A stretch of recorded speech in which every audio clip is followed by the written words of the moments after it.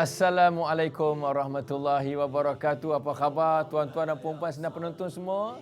Semoga ceria, bahagia, tenang, aman, damai sentiasa insya-Allah di Malaysia ini banding dengan negara-negara Timur Tengah yang bergolak. Alhamdulillah, syukur kehadrat Allah Subhanahu Wa Taala kita hidup dalam keadaan orang kata apa serba sempurna insya-Allah. Pada petang ini ingat Jumaat, ingat Al-Kuliah hari ini Al-Kuliah bersiaran secara langsung dari studio C Seri Pentas TV3. Dan kepada anda semua, tajuk kita memang canggih. Tajuk kita ialah Aku Ingin Cantik. Semua orang yang nak cantik, saya pun nak cantik, nak handsome, nak segap gaya. Begitu juga sedang penonton semua, apatah lagi yang sedang berkembang mekar, remaja-remaji kita, pemuda-pemudi kita semua nak cantik. Tapi bagaimana batasannya dalam agama kita? Sebab kita beragama Islam, kita ada garis panduan Quran dan hadis ataupun ijma' ulama, macam mana garis panduan untuk kita mencantikkan diri kita. Apapun bersama kita dalam studio pada petang ini ialah ahli panel yang kita jemput khas, iaitu yang bagi Ustaz Muhammad Izhar Arif Muhammad Kashim, pensyarah syariah Jabatan Pengajian Islam Universiti Kebangsaan Malaysia Bangi, Selangor. Assalamualaikum Ustaz. Waalaikumsalam warahmatullahi taala wabarakatuh. Aku ingin cantik, Ustaz pun cantik, handsome juga. Alhamdulillah, kita jemput khas ya. Dan kepada anda semua, kalau anda ada permasalahan, ada kemusykilan untuk berkongsi atau bertanyakan kepada yang bagi Ustaz ahli panel, boleh hubungi kami di talian bebas tol 1-800-881677. Dan kalau anda hendak memanggil kami, pastikan jarak anda dengan TV biarlah jauh sikit supaya tidak mengganggu laluan talian di udara. Apapun kita mulakan Ustaz dengan persoalan pertama saya. Menceritakan tentang cantik. Aku ingin cantik. Siapa tak nak cantik ya? Sebab saya tengok dalam Facebook Ustaz, kadang-kadang gambar yang biasa ada gambar tu, gambar tak cantik letak gambar beruk pun ada, gambar monyet pun ada kan. Yang itu saya tak add, minta maaf ya. Walaupun itu saya add sebab saya tengok beruk ni. Gambar Undertaker pun ada Ustaz. Ada Gusti tu. Apa pun Ustaz, bila sebut nak cantik ni memang semua manusia nak menawan, nak indah, nak comel, loteng dan sebagainya. Tapi apa pandangan Islam Ustaz tentang berkaitan dengan orang kata apa, perhiasan tubuh, kecantikan ini, adakah dilarang ke ataupun disuruh ke? Dan mungkin barangkali kita ambil model kita Nabi sallallahu alaihi wasallam sendiri. Silakan Ustaz. Alhamdulillah. Bismillahirrahmanirrahim. Alhamdulillahirabbil alamin wassalatu wassalamu ala rasulil karim wa ala alihi wa sahbihi wattabi'ina ila yaumiddin. Amma ba'd. Yang saya kasihi Ustaz Fauzi Mustafa, muslimin muslimat, sidang penonton yang dirahmati Allah Subhanahu wa taala. Assalamualaikum warahmatullahi taala wabarakatuh. Cukup menarik apabila kita membicarakan tentang kecantikan. Aku nak cantik, aku nak berfashion. Semua ini tuan-tuan muslimin, sidang penonton yang dirahmati Allah, ia merupakan satu rahmat Allah, iaitu fitrah Allah kepada manusia. Setiap manusia ini suka kepada kecantikan. Tak ada lagi orang dia nak muka dia tu sama macam beruk, tak ada. Ya, macam Ustaz sebut tadi bahawa dekat Facebook dia letak gambar beruk dan sebagainya. Tak. Ya, tak ada manusia yang suka kepada muka macam beruk, macam monyet ya dan sebagainya. Sebab memang Allah Subhanahu Wa Taala menjadikan sifat manusia ini suka kepada kecantikan. Oleh kerana itulah Allah Subhanahu Wa Taala menyebut di dalam surah Al-A'raf ayat 31 yang mana kata Allah Subhanahu Wa Taala, sidang penonton yang dirahmati Allah, jangan lupa buka Al-Quran kalau ada masa untuk buka Quran, buka terjemahan. Ya, yang mana kata Allah dalam surah Al-A'raf ayat 31, ya bani Adam khudhu zinatakum inda kulli masjidin wa kulu washrabu wa la tusrifu innahu la yuhibbul musrifin. Yang bermaksud, wahai anak Adam, kata Allah Subhanahu Wa Taala, khudhu zinatakum, pakailah pakaian yang cantik-cantik, ya, agar kamu nampak hebat ketika kamu hadir untuk bertemu dengan Allah Subhanahu Wa Taala di masjid-masjid. Makanlah, minumlah, wala tusrifu. Sebab apa? Makan dan minum ini sama, merupakan fitrah Allah kepada manusia agar kita ini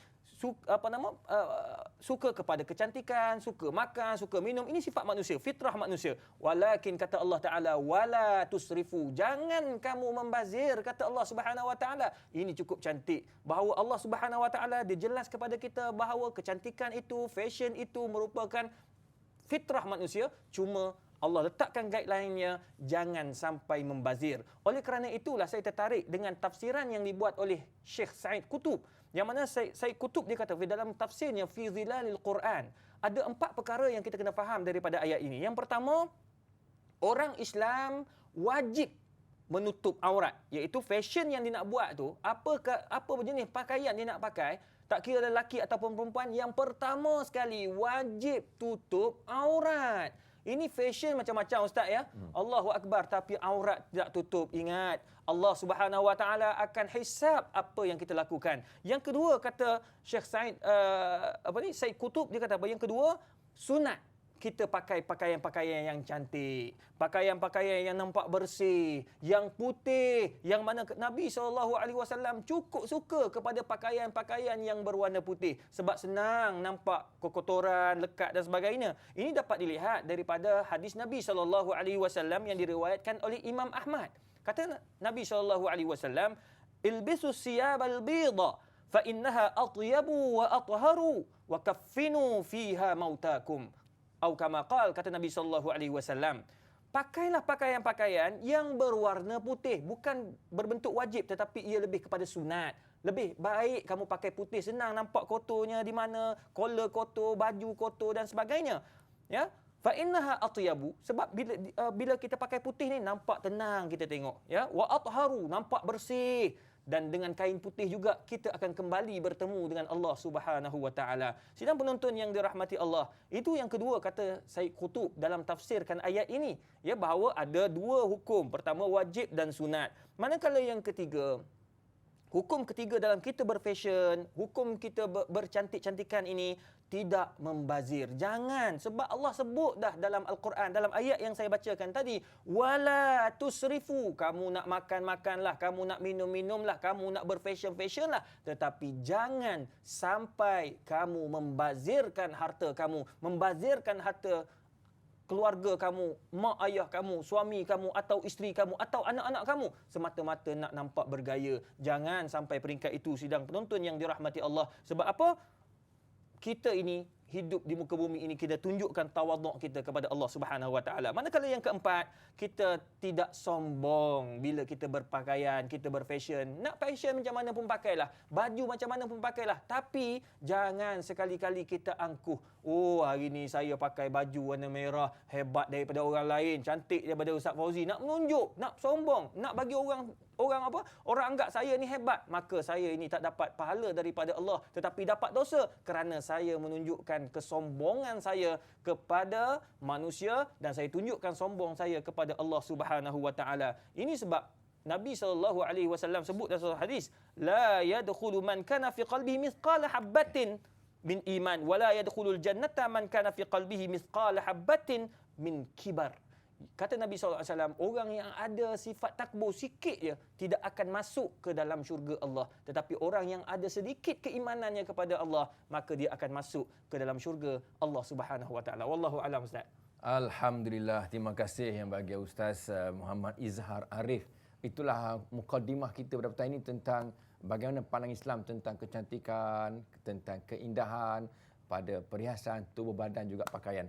Cuma Ustaz, kadang-kadang bila kita lihat, saya tanya Ustaz tentang garis panduan dalam berhias, garis panduan etika dalam berhias. Sebab kadang-kadang saya tengok ada setengah-setengah muslimah Ustaz, ya memang kita bila pakai tudung bawah Ustaz, bawah pun bawah kelas A Ustaz, bukan bawah yang Thailand punya. Kemudian Ustaz pakai abaya, cantik, pakai tudung bawah, pakai jubah abaya. Tapi bila tengok dekat-dekat Ustaz, tak ada bulu kening pula dah contoh kan. Jadi macam mana tu Ustaz, garis panduan etika berhias dalam agama kita supaya kita tidak melanggar tata susila sebagai muslimah yang menutup aurat dan nak dapat pahala. Silakan Ustaz. Allah, terima kasih banyak Ustaz Fauzi. Soalan yang begitu mencabar sebenarnya nak menjawab, tuan-tuan sidang penonton yang dirahmati Allah. Memang kalau kita melihat kepada Islam sebenarnya dia tidak melarang kita sebenarnya untuk berhias, bercantik-cantikan, tetapi kita kena ikut garis panduan yang telah ditetapkan oleh Islam. Ya, yang mana Nabi SAW letakkan garis panduan yang cukup cantik, tuan-tuan sidang penonton yang dirahmati Allah. Yang pertama, perkara yang pertama sekali ditekankan oleh kebanyakan para ulama, antaranya Syekh Dr. Abdul Karim Zaidan dalam kitab Al-Mufassal fi Ahkamil Mar'ah. Dia jelaskan perempuan ke lelaki ke kalau nak berhias, pertama sekali wajib tutup aurat. Tak kira lelaki ke perempuan, tutup semua kawasan. Kalau orang lelaki daripada pusat sampai lutut, janganlah pakai seluar petak-petak yang dalam, sepatut pakai kat luar. Janganlah jadi Superman. Semua nak jadi Superman. Ini masalahnya tuan-tuan yang saya hormati sekalian. Maka jangan masa basuh kereta tu pakailah tutup daripada pusat sampai ke bawah lutut. Itu pun fashion yang Islam benarkan. Ya, kalau katakan orang perempuan lagi keras lagi. Maknanya daripada muka semua daripada seluruh tubuh badan kecuali muka dan pergelangan tangan saja yang dibenarkan dilihat oleh orang lelaki. Jadi kalau fashion macam tu, tutup semua, nampak muka dan pergelangan tangan saja, tapi baju dia berkelawang ke apa benda ikutlah. Kalau kat Mekah tu dia ada jubah ustaz ya. Orang jemaah ajak kita pergi ke Mekah, ustaz saya nak beli jubah orang perempuan yang orang kata macam umbrella. Allahu Akbar, ada juga umbrella tak payung, orang kata jubah payung. Rupanya dia kecil atas besar bawah. Ini juga tuan-tuan perempuan yang saya hormati sekalian, kalau ketat sangat sampai nampakkan orang kata dua jabar rahmah tu, jabar rahmah tu hukumnya haram tuan-tuan perempuan yang saya hormati sekalian. Boleh nak pakai ketat ke atas tapi mesti tutup dengan tudung yang labuh. Itu kena ingat, itu garis panduan yang pertama. Yang kedua tuan-tuan yang saya hormati sekalian, tidak menyerupai fashion-fashion yang tak menepati syariat Allah Subhanahu Wa Taala. Lebih mudah cerita kita katakan yang sama macam orang barat buat. Orang kafir pakai yang benda-benda yang tak elok, maka kena ingat ya tuan-tuan dan puan-puan yang saya hormati sekalian, hukumnya adalah haram. Man tashabbaha biqaumin fahuwa minhum. Orang kafir pakai benda yang tak elok, orang bukan Islam ya tunjukkan pakaian-pakaian yang nampak minuman-minuman yang haram diminum oleh orang Islam, maka hukumnya adalah haram tuan-tuan dan puan-puan saya hormati sekalian. Sebenarnya banyak lagi ustaz. Banyak lagi tuan-tuan. Kita nak kupas pada petang ini tentang aku ingin cantik. Semua orang nak cantik. Apapun kita tunggu panggilan anda dan kita akan ambil pandangan anda selepas kita berehat, dan kita berehat saya InsyaAllah. jumpa selepas ini insya-Allah. Salli wa sallim daiman abada ala habibika khairil khalqi kullihim. Alhamdulillah, terima kasih anda semua sebab setia bersama kami Al-Kuliah pada petang ini. Ingat Jumaat, ingat Al-Kuliah. Tajuk kita, aku ingin cantik.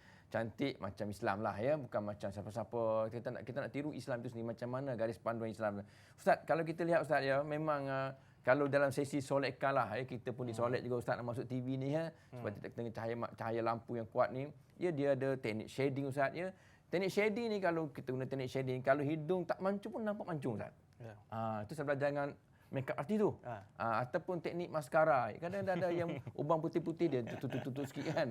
Itu baru teknik-teknik yang kita solatkan yang boleh kita padamkan dengan air saja. Ini kan kadang-kadang Ustaz, ialah orang kata apa?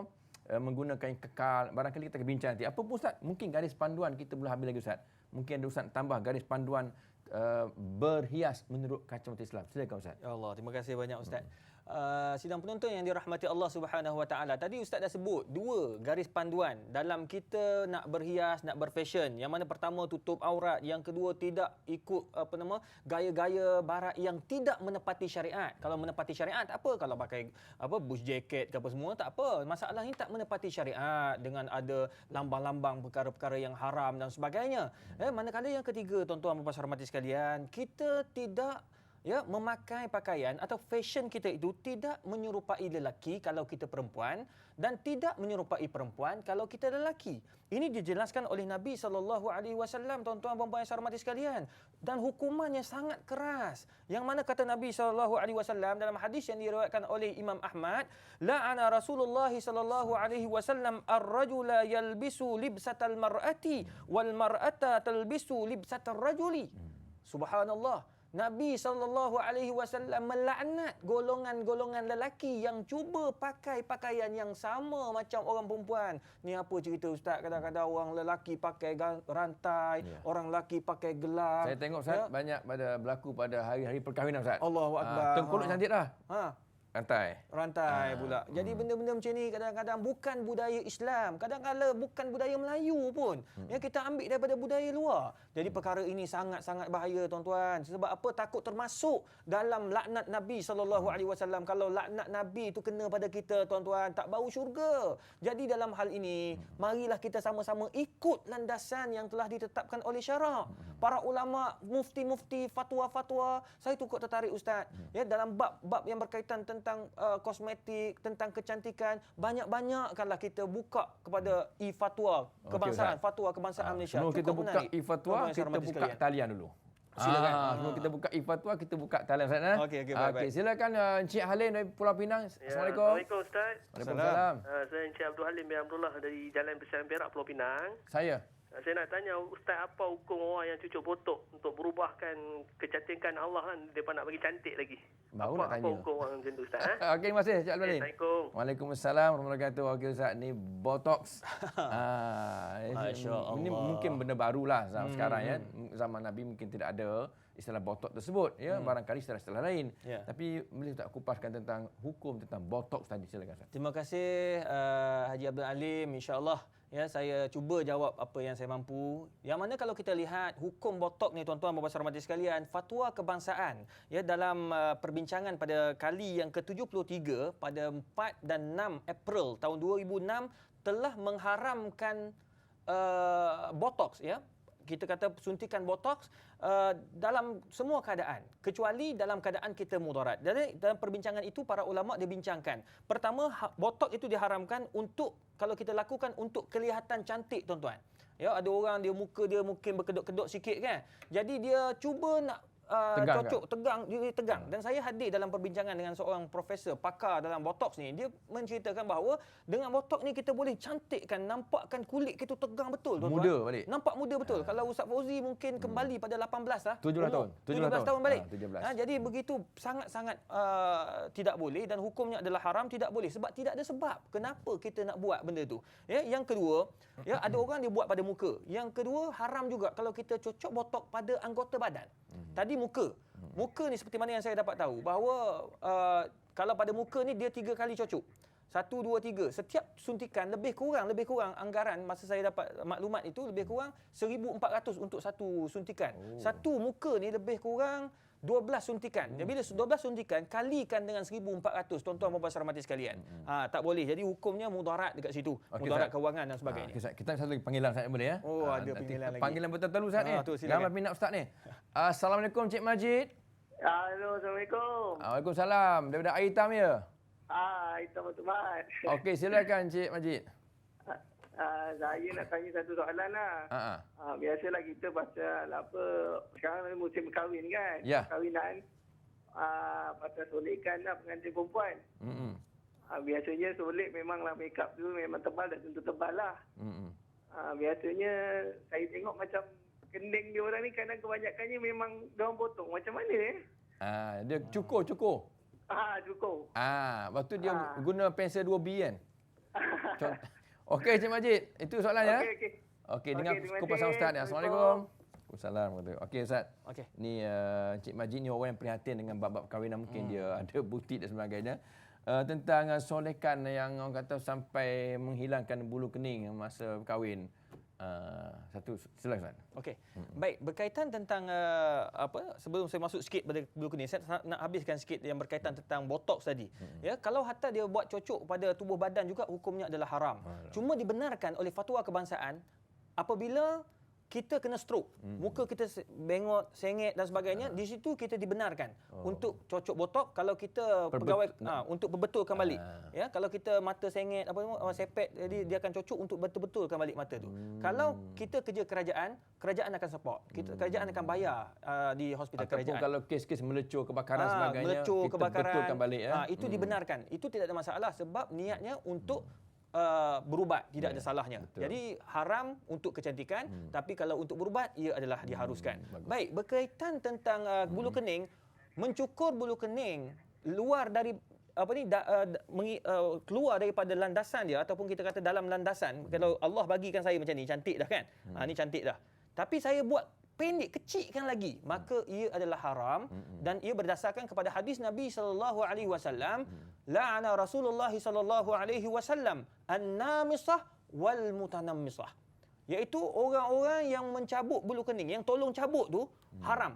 Kerja tu haram. Jadi mak andam ni kalau dia tolong cabut, dia galakkan orang mencabut sedangkan bulu kening tu memang dah cantik, hukumnya haram tuan-tuan. Jadi mak bapak pun kena perasan lah. Ya, kalau kata ambil mak anda pesan mak anda jangan cukurlah bulu kening. Bulu kening anak saya tu memang cantik dah.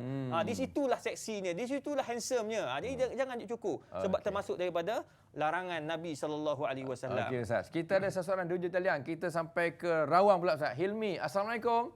Waalaikumsalam warahmatullahi taala wabarakatuh. Silakan. Ustaz. Ya saya. Ya, ini saya nak tanya lah hukum tentang pendakap gigi Ustaz. Okey. Itu je lah. Okey, terima kasih. Ya, sama. Assalamualaikum. Waalaikumsalam. Betul Ustaz. Ini memang ramai pakai, terutamanya anak-anak remaja kita di universiti, di college memang dia pakai pendakap gigi. Okey. Apa hukum Ustaz, silakan.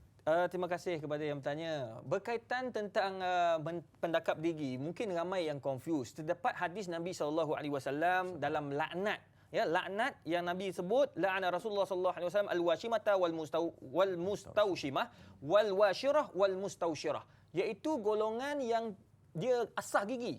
Asah gigi tak termasuk macam kita pakai pendakap gigi. Pendakap gigi diharuskan, tuan-tuan dan puan-puan hormati sekalian. Tidak salah. Sebab kita niatnya untuk berubat. Kalau gigi berterabur, macam saya ni, gigi berterabur. Sebab saya tak boleh senyum nampak gigi, nanti nampak malu tuan-tuan dan puan-puan hormati sekalian. Nampak lens tu dekat kan.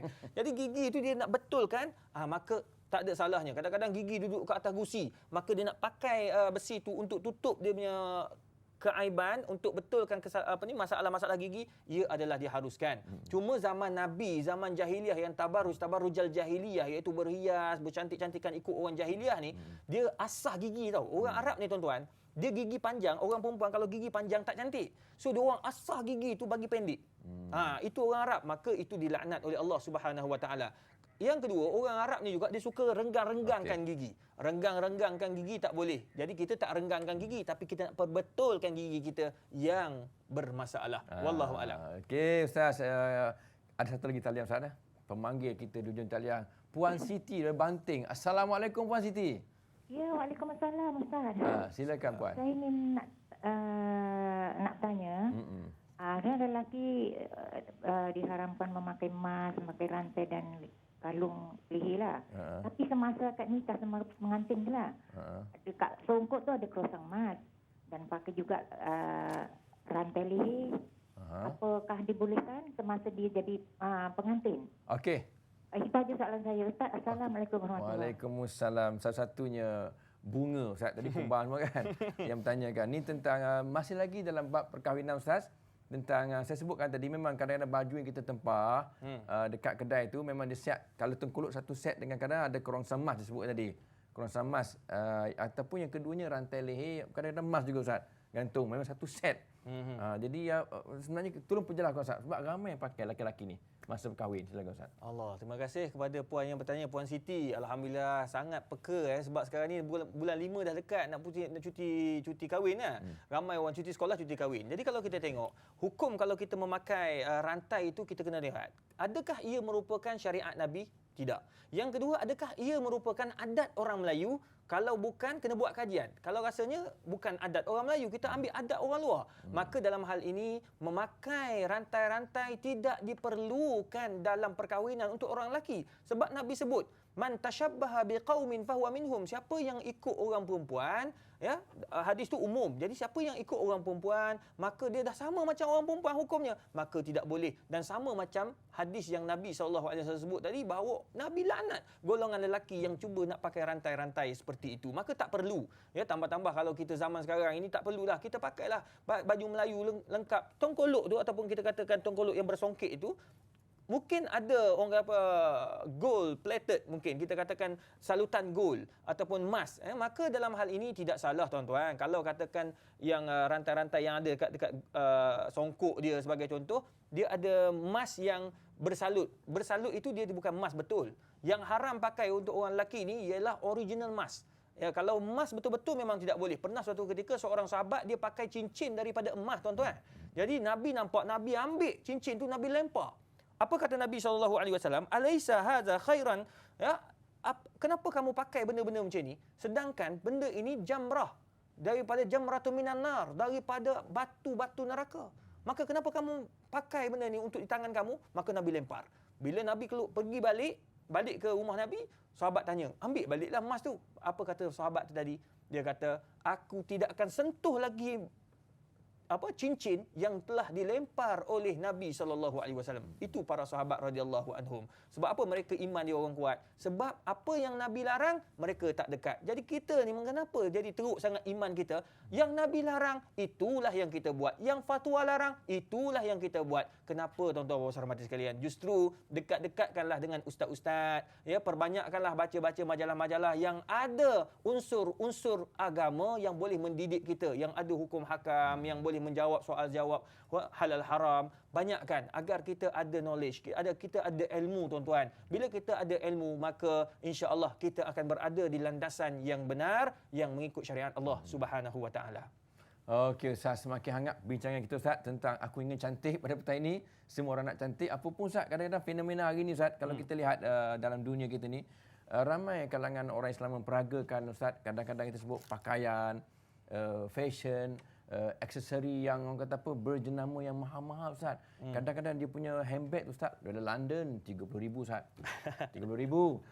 Kasut tak jenama apa Ustaz, 20,000 Ustaz. Dia punya jam jenama hebat Ustaz, 20,000. Ya, kemudian cincin lagi, permata entah apa-apa kan, 10,000. Jadi kat tangan dia tu dah memang perompak dah aim dah. 100,000 kat. Masya Allah, dah ada orang kira 100,000 Ustaz. Memang perompak tengok tu cukup dah. Jadi Ustaz, apa komen Ustaz tentang hal ini yang kata yang jenama yang mahal-mahal Ustaz? Allahu Akbar. Terima kasih Ustaz Fauzi. Soalan-soalan Ustaz Fauzi ini semua menakutkan nak menjawabnya. Tetapi Nabi sebut dah, qulil haqqa walau kana murra. Cakap benar walaupun benda tu pahit. Ya, tapi hukum ni kalau halal halal, haram haram. Jadi kalau kita lihat tuan-tuan dan puan-puan hormati sekalian, ada setengah orang ni dia suka aksesori yang mahal-mahal. Jam mahal, handbag mahal, kasut mahal. Hal ini kita tak boleh nak pukulkan hukum ataupun berikan hukum secara pukal ataupun secara total. Tak boleh kita kata hukumnya haram, tak boleh. Ya, sebab apa? Kita kena lihat kepada kemampuan. Itu sebabnya dalam hal ini para ulama memberikan hukum kepada dua. Pertama, ia menjadi harus. Nak pakai jam mahal, nak pakai baju mahal, nak pakai seluar mahal, nak pakai kasut mahal, nak pakai kereta mahal, nak cari isteri mahal, tak ada masalah tuan-tuan dan puan-puan. Dibenarkan dengan syarat mereka ini mempunyai kemampuan. Kalau gaji sebulan 80,000, ya, maka dia pakai jam harga 1,500, dia pakai jam harga 20,000, maka tidak ada salahnya kalau dia ada kemampuan. Yang sebab apa? Nabi SAW pun membenarkan para sahabat untuk berhias. Ya, kalau kita tengok dalam sejarah Abu Hanifah rahimahullah, dia sendiri mempunyai 500 jubah qabail, abaya. Dia ada 500 jenis jubah. Maknanya Abu Hanifah ni seorang yang cukup alim, dalam masa yang sama dia juga seorang yang dermawan dan kaya dan minat kepada pakaian-pakaian yang nampak handsome dan sebagainya. Maka tidak ada salahnya. Ala bi ni'mati rabbika fahaddis. Ya, adakah dengan nikmat Allah itu tidak kita tunjukkan, kita berikan, kongsi dengan masyarakat kita, dengan orang susah, ya. Jadi ini dibenarkan dalam Islam. Tetapi hukumnya akan menjadi haram kalau dia tak mampu tetapi nak lagaknya macam orang kaya, maka hukumnya tak boleh tuan-tuan dan puan-puan sekalian. Ia tidak boleh dan bercanggah dengan syariat Allah Subhanahu wa taala. Apatah lagi dia ni berpinjam duit orang pula. Duit orang pinjam tak bayar, maka hukumnya haram. Tak boleh tuan-tuan, kita nak beli kasut mahal, pinjam duit kawan. Kalau saya nak beli jam mahal sebagai contoh, pinjam duit Ustaz Fauzi. Tak boleh. Hatta nak pergi haji pun, saya pinjam duit Ustaz Fauzi, tak boleh. Haram pergi kalau tak minta izin daripada Ustaz Fauzi dulu. Tengok sampai peringkat itu tuan-tuan dan puan-puan sekalian. Apatah lagi nak berhias, nak beli kereta mahal, nak beli baju mahal, pinjam duit orang, pinjam duit bank dan tak bayar-bayar. Na'udzubillahi min zalik. Ya, itu tak boleh dibenarkan. Tak dibenarkan. Begitu juga kita diharamkan, ya, pakai pakaian yang mahal-mahal seperti itu sekiranya kita ni tak bayar zakat. Allahu Akbar. Itu yang jadi macam-macam masalah tuan-tuan dan puan-puan sekalian. Zakat tak bayar, sedekah tak bagi, anak bini tak cukup nafkah, ya, pakaian anak tak cukup, baju anak tak cukup, anak belajar pun tak cukup, tapi dia mewah, maka hukumnya haram. Dahulukan yang wajib, tinggalkan dulu benda-benda yang seperti itu yang dikatakan sebagai makruh. Wallahu alam. Alhamdulillah. Itulah rombongan kalau kita Ustaz, kalau kita pakai kalung mahal-mahal pun tapi tak bayar zakat, saya bimbang yang kalung mahal tu sebenarnya bara api neraka yang kita pakai. Cincin pun cincin bara api neraka yang kita pakai sebab ada duit zakat, duit orang miskin kat situ. Apapun kita berehat seketika, kembali selepas ini dengan tajuk kita, Aku Ingin Cantik. Muhammadun sayyidul kaunaini was-saqalaini wal fariqaini min urbi محمد. Alhamdulillah, terima kasih anda semua sebab terus bersama Al-Kuliah pada petang ini dengan tajuk Aku Ingin Cantik, dan kita tidak lagi ambil panggilan dari luar. Apapun kita ada soalan nak tanya Ustaz tentang, memang banyak isu tentang berkaitan kecantikan, perhiasan, aksesori, make-up dan sebagainya.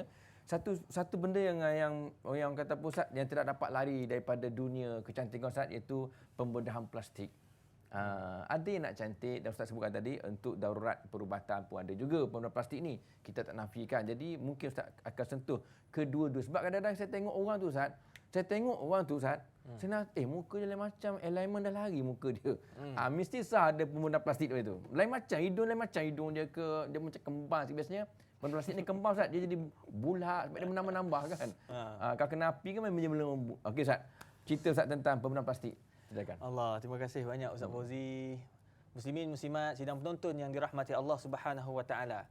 Bagi menjawab persoalan ini tuan-tuan, ya, selain saya nak sebut apa yang disebut oleh fatwa kebangsaan, fatwa antarabangsa, ya, kita lihat kepada hadis Nabi sallallahu alaihi wasallam, la'ana Rasulullah sallallahu alaihi wasallam al-mutafallijat lil husni al-mughayyirat li khalqillahi azza wajal. Ya, yang mana Nabi SAW melaknat, ya, golongan yang cuba nak ubah gigi dia. Tengok hadis ni, dia nampak Nabi sebut, kalau dalam kaedah dia panggil itlaqul ba' wa iradatul kull. Nabi sebut gigi. Dia ubah gigi tu daripada dah cantik dah. Ya, bukan ada masalah gigi, tetapi gigi tu memang dah cantik. Tapi degi asahnya, degi genggangkan gigi tu nak ikut adat budaya dia sebagai contoh. Maka itu pun dah kena laknat oleh Nabi SAW. Bila Nabi laknat, secara automatik Allah Subhanahu Wa Taala laknat Ustaz. Ya, maka Nabi kata tak boleh. Ya, kenapa? Lil husni al mughayyirat, nak bagi nampak cantik dan mengubah ciptaan Allah Subhanahu Wa Taala.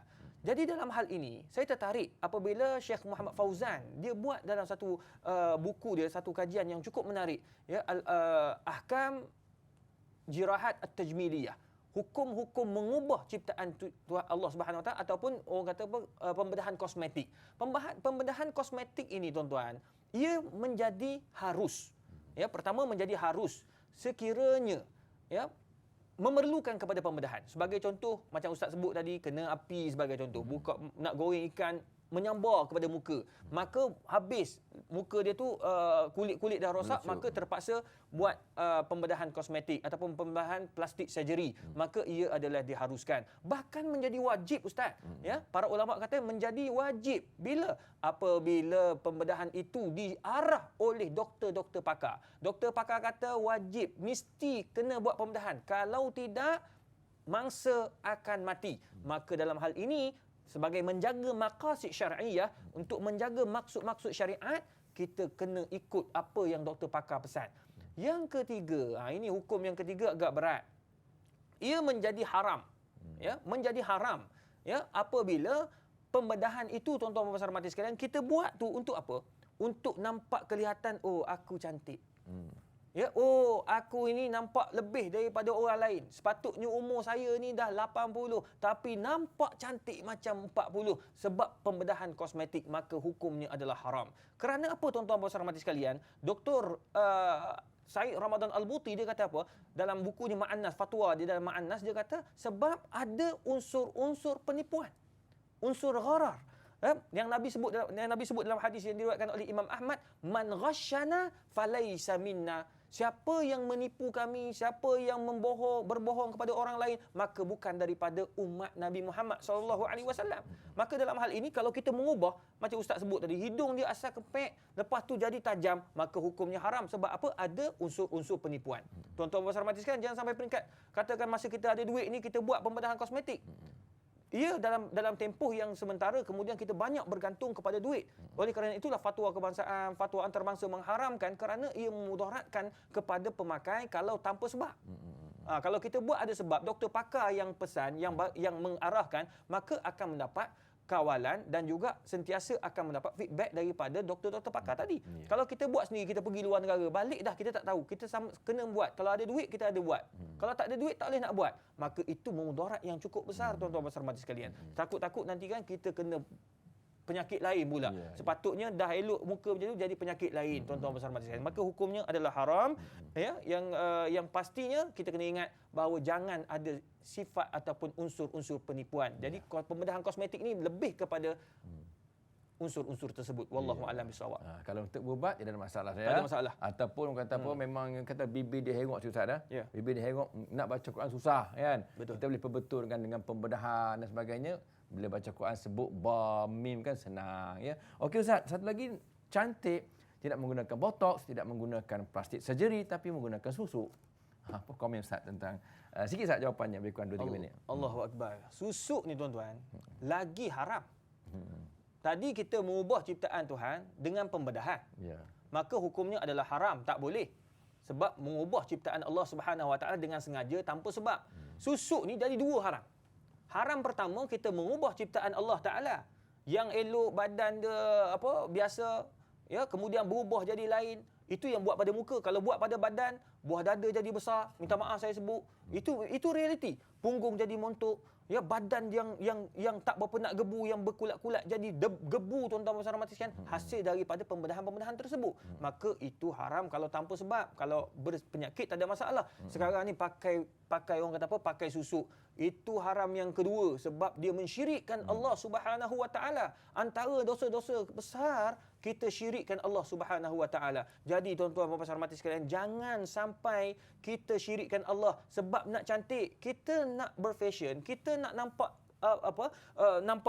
cantik, nampak handsome, biarlah ikut syariat Allah Subhanahu Wa Taala. Apa salahnya kalau kita nak cantikkan muka, kita basuh muka dengan elok-elok, ya, kita facial muka dengan elok-elok, tidak ada salahnya. Tetapi kalau kita gunakan jin, khidmat syaitan, khidmat iblis untuk nampak cantik, tambahan pula terpaksa menggadaikan nyawa orang, sampai kena bunuh orang sekian, ambil budak yang anak sulung daripada bapak sulung.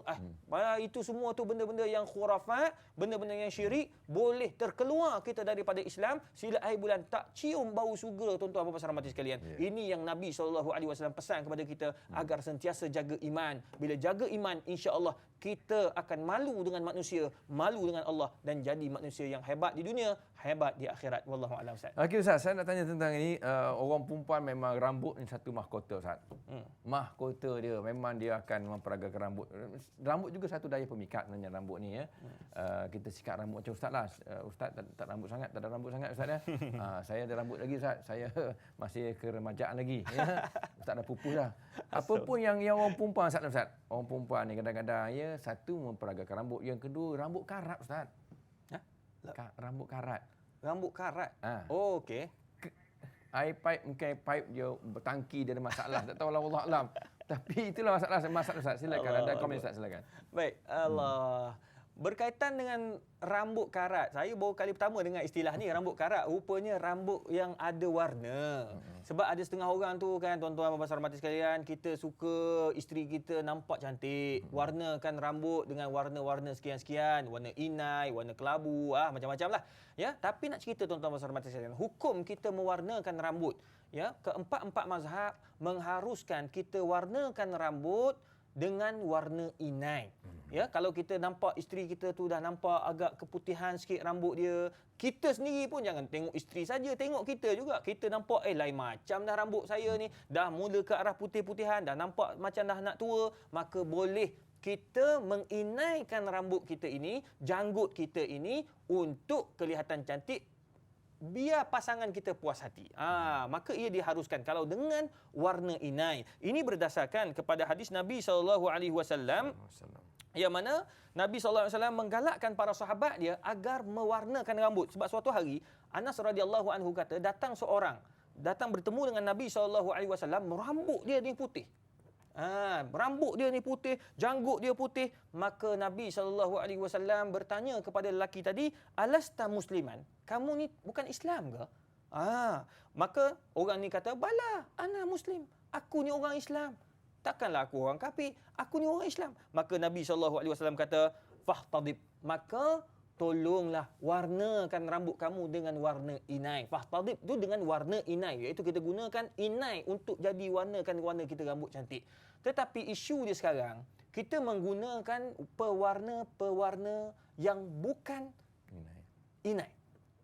melalui bahan-bahan kimia dan sebagainya. Saya dapat tahu daripada rakan-rakan saya di Jabatan Agama Islam JAKIM, yang bahagian halal hub, mereka mengatakan kita sekarang ini tidak mengeluarkan sijil halal ataupun cop halal untuk produk-produk pewarna rambut. Kena ingat-ingat tu tuan-tuan dan puan-puan sekalian. Kalau pergi salon tu, biar pakai nak warnakan rambut untuk suami, boleh, tak ada masalah. Kita buat elok-elok, pakai tudung dekat luar, kat orang rumah kita cantikkan rambut kita. Itu dibenarkan.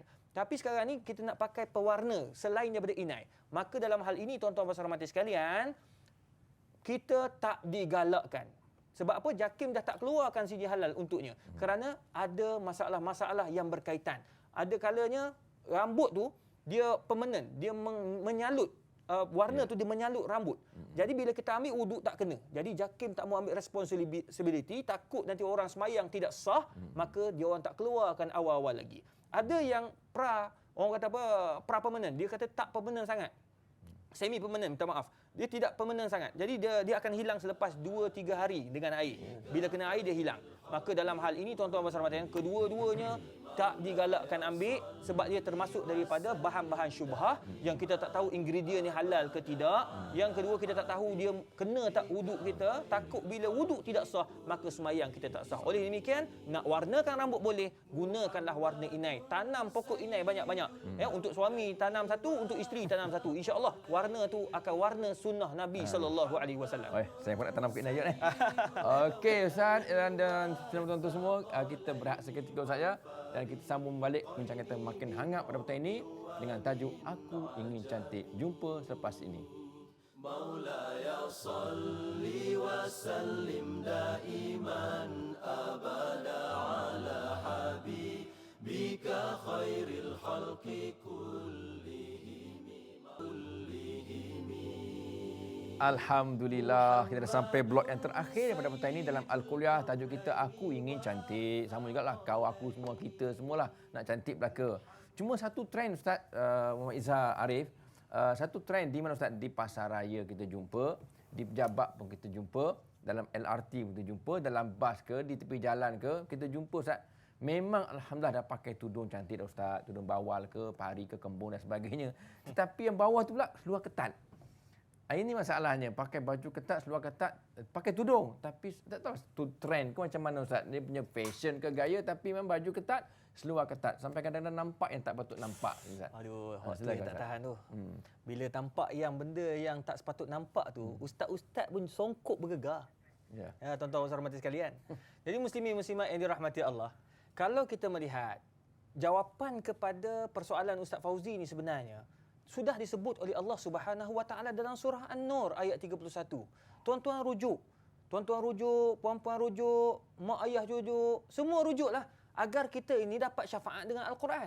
Apa kata Allah Subhanahu Wa Taala? Wa qul lil mu'minat yaghdudna min absarihin wa yahfazna furujahum wa la yubdina zinatahun illa ma dhahara minha wal yadribna bi khumurihin ala juyubihin. Hadis ayat yang panjang. Apa kata Allah Subhanahu Wa Taala? Wahai orang perempuan, jaga mata kamu, jaga kemaluan kamu.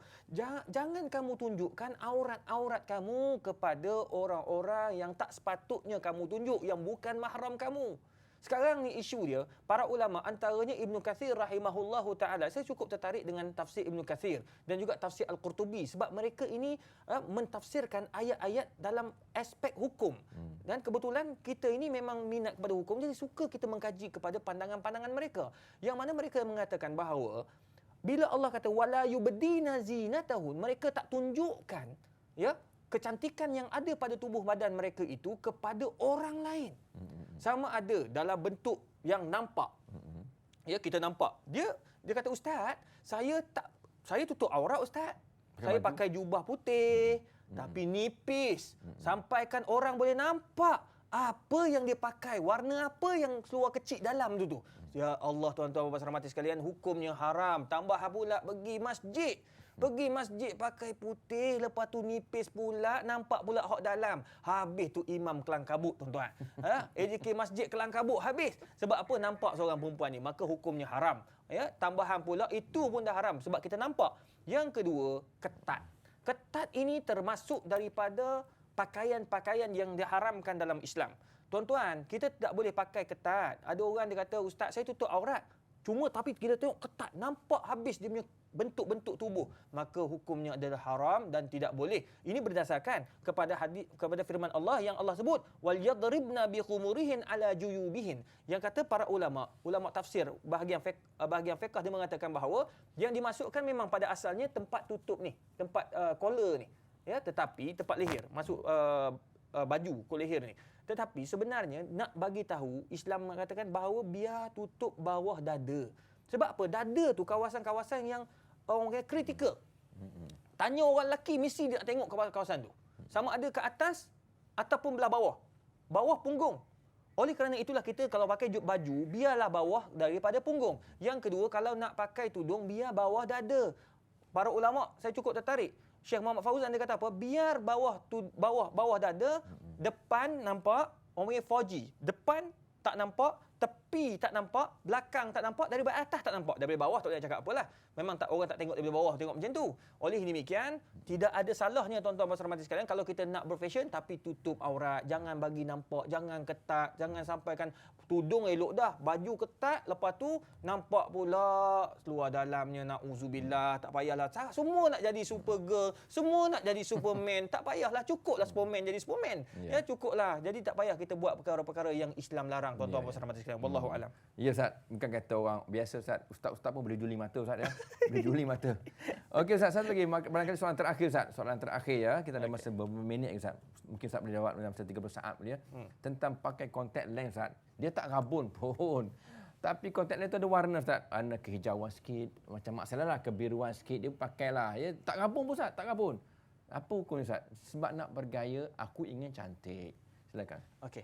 Terima kasih Ustaz Fauzi. Berkaitan tentang contact lens, para ulama dah bincang. Antaranya Syekh Muhammad Fauzan yang saya sebutkan tadi, antaranya juga Syekh Abdul Karim Zaidan dalam kitab Al-Mufassal fi Ahkamil Mar'ah, antaranya Dr. Yusuf Al-Qardawi yang cukup masyhur dengan fatwa-fatwa kontemporarinya mengatakan bahawa kalau orang perempuan atau lelaki nak pakai contact lens, nak nampak cantik, ia termasuk perkara-perkara makruh. Dia tak jadi haram. Haram ini bila mendatangkan fitnah. Bila orang lelaki tengok mata dia, naik nafsu orang lelaki sampai berzina, maka jadi haram. Tapi tak adalah orang tengok mata dia naik nafsu. Dia selalu naik benda lain tu naik nafsu. Justru kalau mata dia pakai contact lens warna-warni itu tidak salah, cuma makruh. Tengok pada niat dia. Kenapa awak pakai? Ya, kenapa awak pakai? Pakai tempat nampak cantik. Tengoklah lama-lama awak pakai spek. Dulu saya tak pakai spek.